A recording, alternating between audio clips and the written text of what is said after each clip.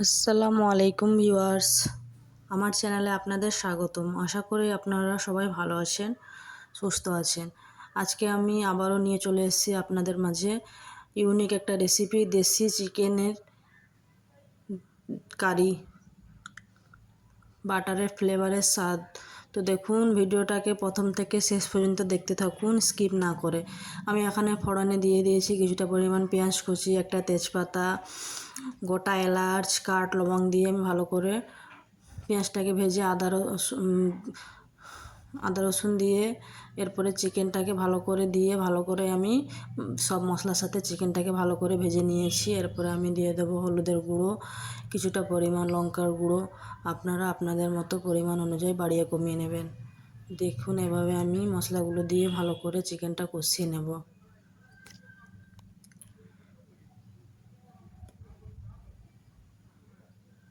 আপনারা বাড়িতে একবার হলেও ট্রাই করবেন, রেসিপিটা ভালো লাগবে।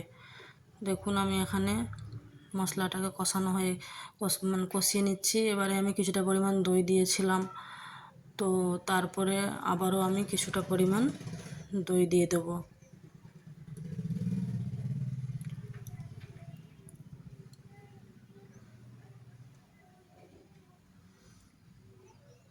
এই রেসিপিটা আজকে দেশি চিকেনের অন্য রকম একটা দ্বিগুণ স্বাদের রেসিপি।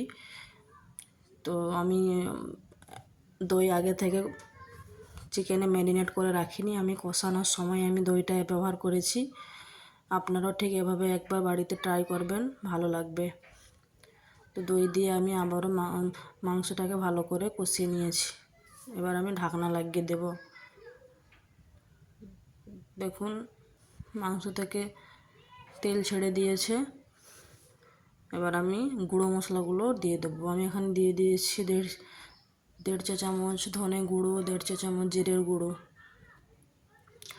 দিয়ে আমি ভালো করে আবারও নাড়াচাড়া করব।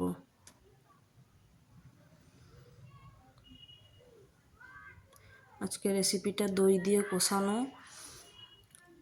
বাটার ফ্লেভারের স্বাদে ভরপুর।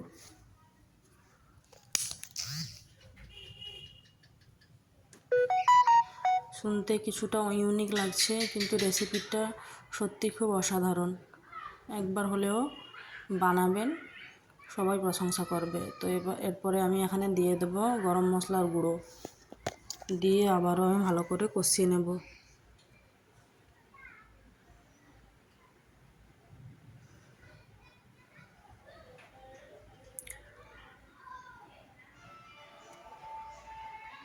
এরপরে আমি দিয়ে দেবো মিট মশলা।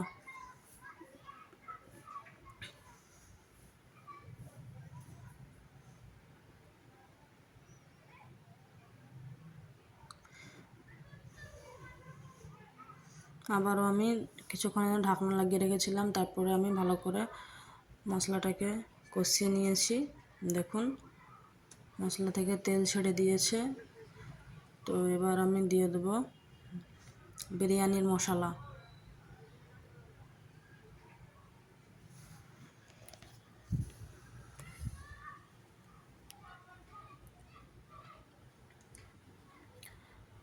তারপরে আমি থেতো করে এলাচ, কাঠ লবঙ্গ থেতো করে রেখেছিলাম, সেটাও আমি দিয়ে ভালো করে কষিয়ে নেব।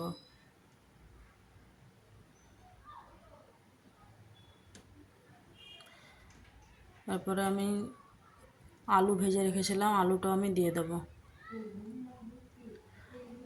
এই বৃষ্টির দিনে এরকম একটা দেশি চিকেনের রেসিপি হয়ে গেলে আর কি লাগবে বলুন।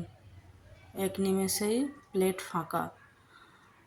তো এবার আমার মাংসটা কষানো হয়ে গিয়েছে। এবার আমি দিয়ে দেবো অল্প পরিমাণ পানি, দিয়ে আমি এটাতে দিয়ে দেবো বাটার। কিছুটা পরিমাণ বাটার দিয়েছি, আপনারা আপনাদের পরিমাণ মতো দেবেন। তো দেখুন, আমার রান্না কমপ্লিট। ভিডিওটি ভালো লাগলে লাইক, কমেন্ট, শেয়ার করবেন।